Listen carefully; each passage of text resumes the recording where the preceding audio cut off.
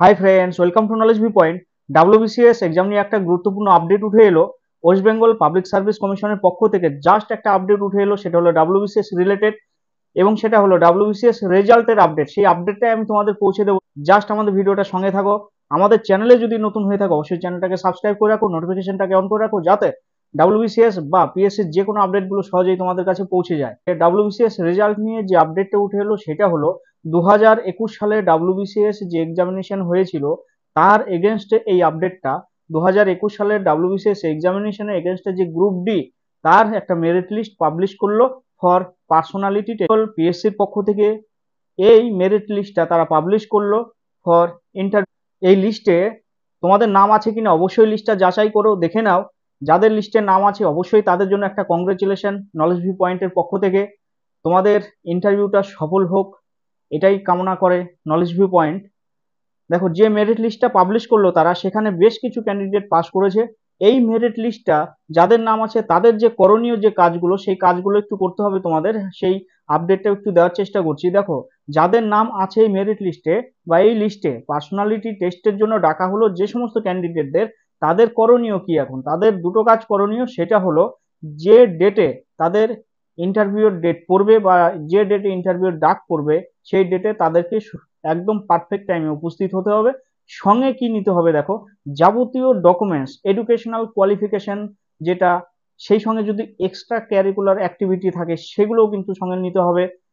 তারপরে সঙ্গে থাকতে হবে তোমাদের যেটা প্রিফারেন্স, যে চয়েস সিট, সেই চয়েস সিটটা তোমাদের সাবমিট করতে হবে সেই দিন। তোমরা এই চয়েস সিটটা পাবে ওয়েবসাইটে, আমাদের পিএসসির ওয়েবসাইটে সেই চয়েস সিটটা পাবে।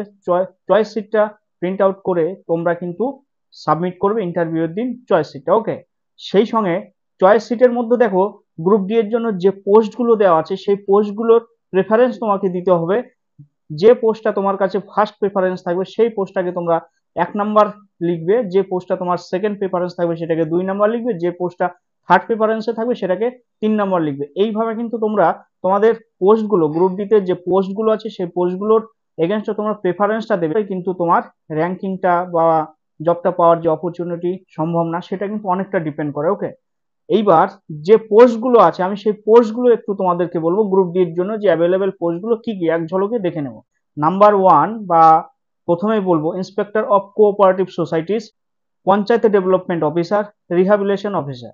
ওকে, এই 3টা পোস্ট ভ্যাকেন্ট আছে। এই পোস্টের আন্ডারেই কিন্তু এই প্রেফারেন্স গুলো তোমাদেরকে দিতে হবে। এই পোস্টের মধ্য দিয়েই কিন্তু নিয়োগ প্রক্রিয়াটা গ্রুপ ডি পোস্টের জন্য সম্পূর্ণ হবে। ওকে, সেই সঙ্গে এই যে যে মেরিট লিস্ট তারা পাবলিশ করলো, যে একটা লিস্ট ক্যান্ডিডেটদের, এখানে কিন্তু একটা কাট অফ প্রকাশ করেছে তারা, একটা কাট অফ তারা কিন্তু দিয়েছে, যে প্রত্যেকটা ক্যাটাগরিজ ওয়াইজ গ্রুপ ডি পোস্টের জন্য যে কাট অফ, সেই কাট অফটা আমরা একটু দেখে নেব। আনরিজার্ভ ক্যাটাগরিতে কাট অফ মার্কস সেটাও উঠে এসেছে, সেটা হলো 769.02। ওবিসি এ এদের কাট অফ মার্কস 755.12।